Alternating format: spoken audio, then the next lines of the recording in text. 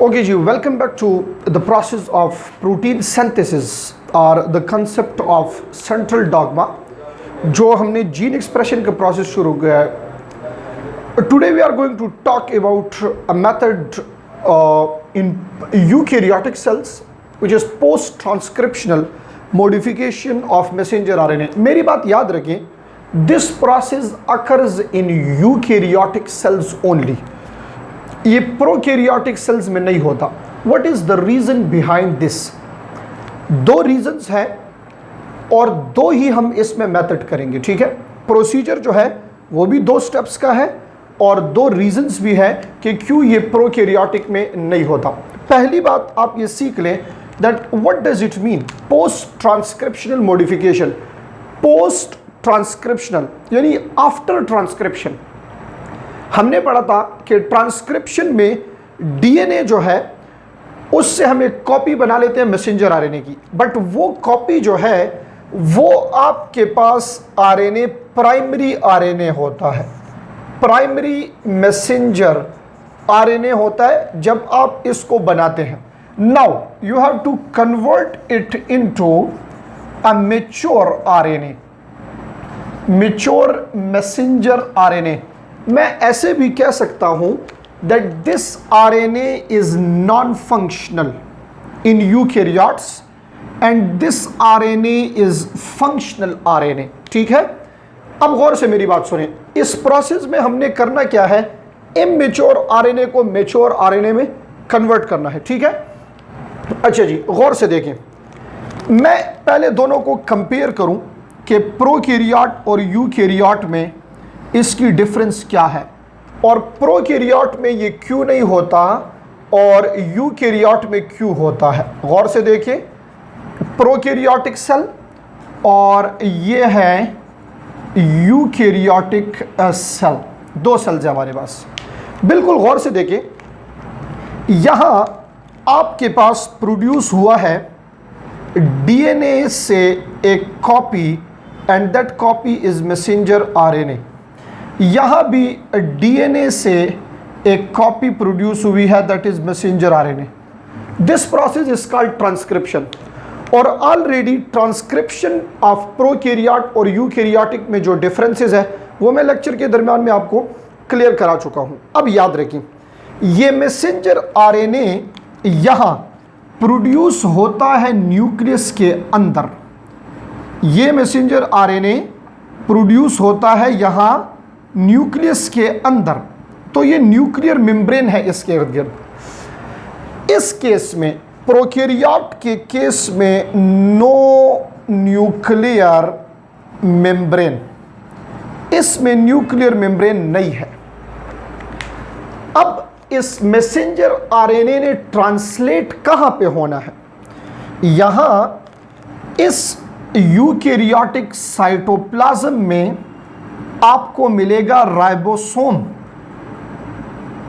चाहे वो disperse in cytoplasm है या चाहे वो एंडोप्लाज्मिक रेटिकुलम का है, बट प्रोटीन सिंथेसिस में तो इन्वॉल्व होगा. ठीक है, अब गौर से देखिए जरा, इस मैसेंजर आरएनए ने इस राइबोसोम्स तक ट्रैवल करना है.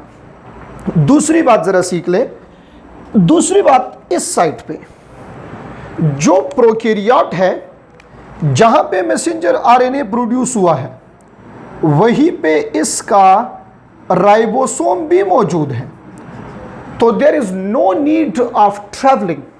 एक लॉन्ग डिस्टेंस कवर करने की जरूरत प्रोकैरियोट्स में नहीं है. और यूकैरियोट के केस में ये इस न्यूक्लियर मेम्ब्रेन से निकल के राइबोसोम की तरफ आएगा. तो ये इस रास्ते में डिग्रेड हो सकता है, डिस्टर्ब हो सकता है, प्रॉब्लम आ सकती है. What is the problem?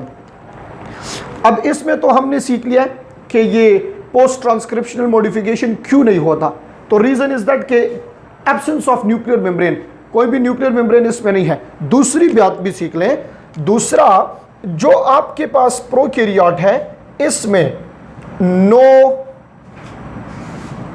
Intron, आसान कर देते हैं, इसमें इंट्रॉन सीक्वेंस नहीं होता, इसलिए भी हम ये नहीं करते. आ जाए जरा यूकैरियोट की तरफ. ये जो हम प्रोसेस पढ़ रहे हैं this is associated with eukaryotic eukaryotic gene expression only. अब देखें, ये मैसेंजर आरएनए जब यहां से यहां तक पहुंचता है तो दो चीजें इसको डिस्टर्ब कर सकती है।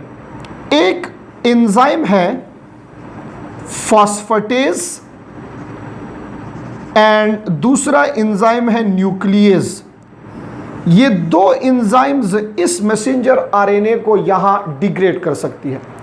क्या करते हैं ये फॉस्फेटेज जो है ये इसमें से कार्बन 5 पे जो फॉस्फेट लगा होता है उसको निकालने की कोशिश करता है, और ये न्यूक्लियस जो है ये इसके दो यूनिट्स के दरमियान में जो फॉस्फोडाइईस्टर बॉन्ड होता है उसको तोड़ने की कोशिश करता है। तो फिर तो ये मैसेंजर आरएनए सही सलामत इधर नहीं पहुंचेगा।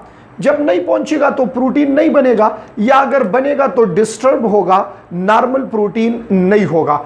इससे बचाने के लिए, इन दो एंजाइम से इस मैसेंजर आरएनए को बचाने के लिए हम एक प्रोसेस करते हैं जिसको कहते हैं addition of cap and tail. दूसरी बात यह है, दूसरा पॉइंट यह है कि इस मैसेंजर आरएनए में होते हैं कुछ नॉन प्रोटीन कोडिंग सीक्वेंस, कुछ नॉन प्रोटीन कोडिंग सीक्वेंस है जिसको कहा जाता है intron.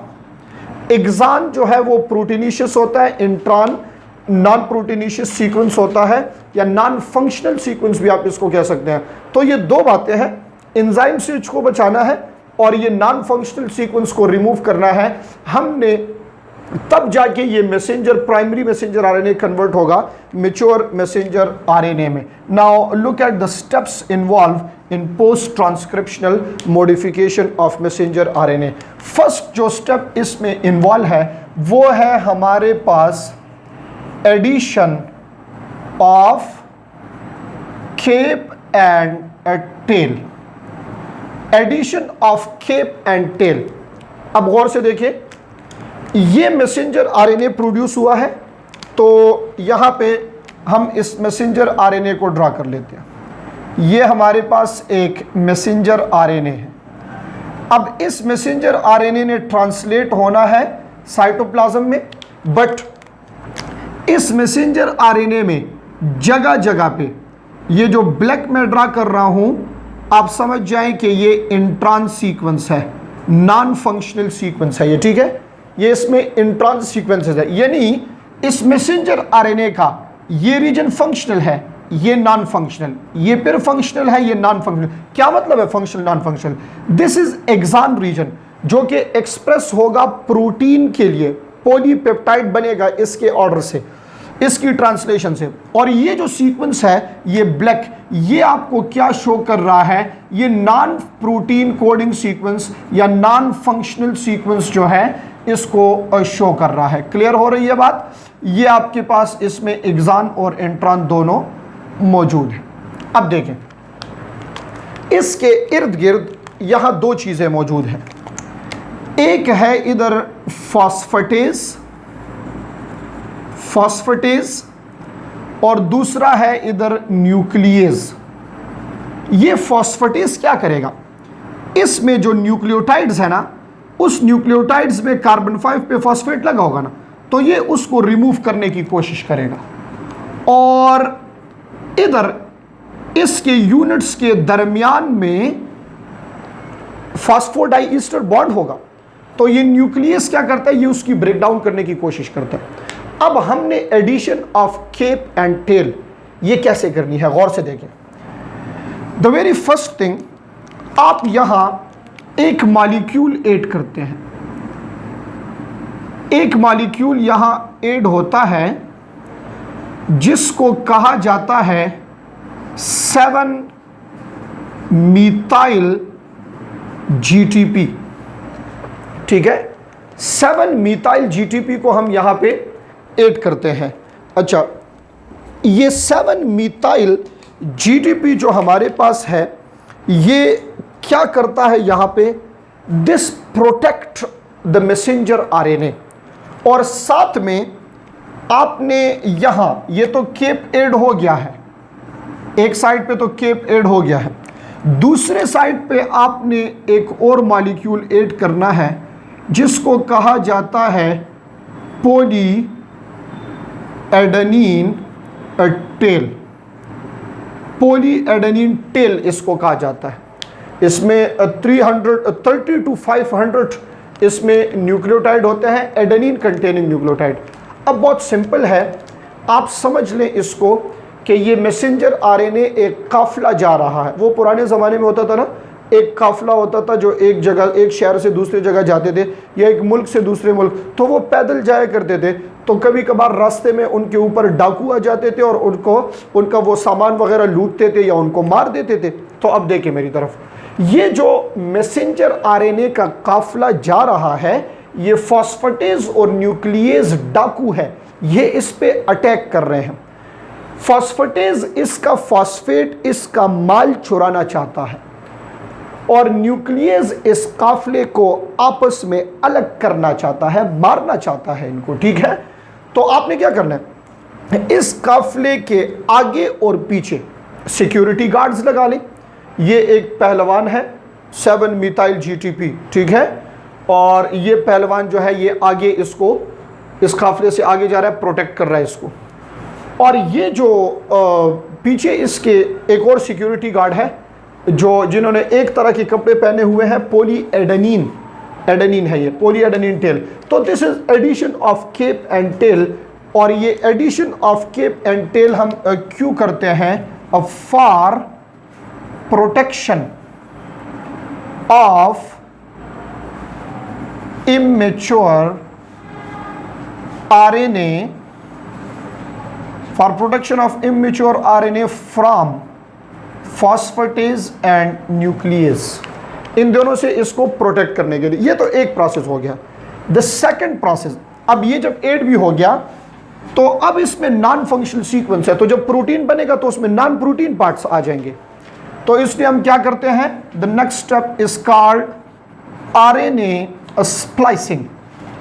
Now what is RNA splicing? RNA splicing कहते किसको है, बहुत सिंपल सी बात है। This RNA splicing mean removal of intron और removal of non functional sequence. जो नॉन प्रोटीन के लिए नॉन फंक्शनल सीक्वेंस होते हैं उसको इससे रिमूव करना है। So the process of post transcriptional modification occurs in eukaryote, और इसमें 2 स्टेप्स होते हैं, addition of cap and tail and RNA splicing. Cap and tail protect the messenger RNA and then RNA splicing से intron remove हो जाता है। This 2 steps make the messenger RNA ready for translation. These 2 steps make the messenger RNA ready for translation. अब यहाँ ये जो messenger RNA है, messenger RNA, इसको अब आप सेकेंडरी या इसको फंक्शनल मैसेंजर आरएनए कह सकते हैं। इसमें होते हैं डिफरेंट कोड्स, जेनेटिक कोड्स जो है इसमें होते हैं। वेरी नेक्स्ट टॉपिक हमारे पास जो है, this is very very important, और कुछ थोड़ा सा डिफ़िकल्टी लेवल भी है इसका, थोड़ा सा ज़्यादा है, तो उसके ऊपर एक ब्रीफ लेक्चर होगा। ये आज का एक शॉर्ट लेक्चर है, आप इसको कवर कर लें, ट्रांसक्रिप्शन और फिर इसको। तो नेक्स्ट लेक्चर हमारे पास जेनेटिक कोड का है, एक ब्रीफ उसको समझना है आपने कि जेनेटिक कोड क्या है और ये जेनेटिक कोड काम कैसे करता है। एक प्रोटीन में अगर इतने अमाइनो एसिड हो तो उसके लिए कोड्स कितने होंगे, स्टार्ट कोडॉन क्या होता है, स्टॉप कोडॉन क्या होता है, सेंस नॉनसेंस, ये सारी चीज़ें जो है ये हमने जेनेटिक कोड में आगे जाके कवर करनी है। जब जेनेटिक कोड हम पढ़ेंगे उसके बाद जो हमारे पास मैसेंजर आरएनए होगा उससे हमने बनाने हैं पॉलीपेप्टाइड, यानी कि the process of translation. So इन चीज़ों को पढ़ लें, गौर से देख लें, and in the very next lecture we will talk about the process, the genetic code.